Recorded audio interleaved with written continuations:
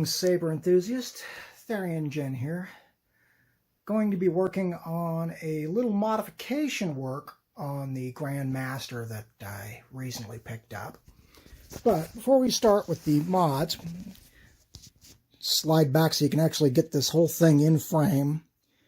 That is the Grandmaster Standard in black with the Ultrasabers adjustable vented coupler in the middle. We'll point out that from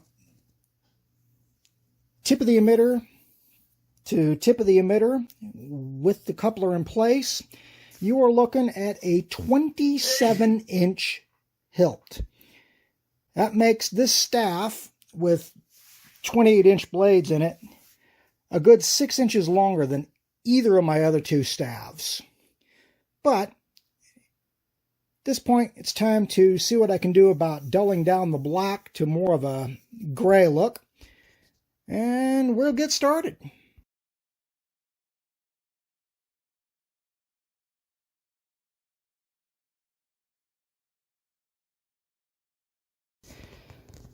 All right, we are getting there. At this stage, I've gone through and sanded a lot of the black down with a combination of wire brush and my Dremel and some drywall sanding screen. But that resulted in some of the bare metal showing, kind of drowning out the scroll work. So what I did is I took a black wash pretty much to the whole thing, except for most of the emitter, but also to the engraved details of the emitter. And once this dries, I will go in and remove the excess with steel wool and or a damp paper towel, depending on my mood. And we'll see what we've got.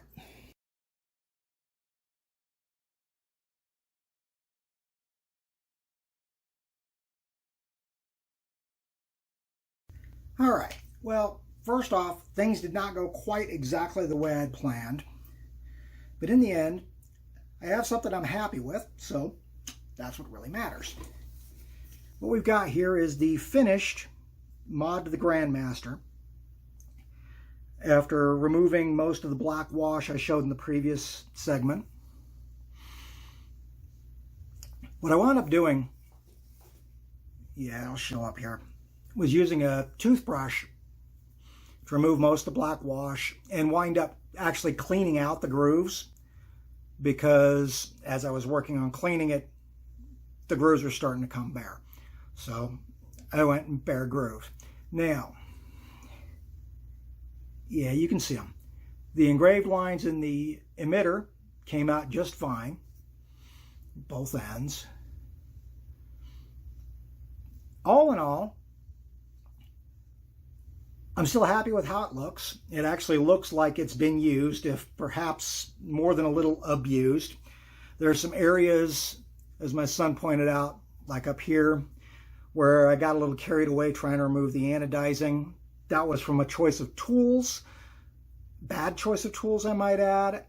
Don't use a wire wheel to try to remove anodizing, because otherwise you'll wind up basically removing all of it. What I should have done probably is my original plan, which was to mask off the black and use a lacquer gunmetal, which would have darkened both, which would have lightened the black but darkened the grooves at the same time. C'est la guerre.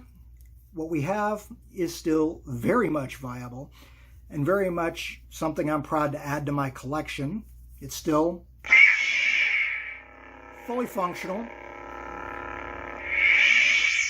and I might add, with both soundboards coming through the vented coupler, very, very loud.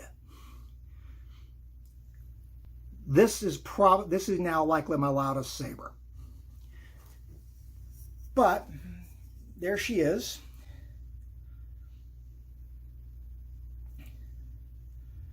And I want to thank you all for watching.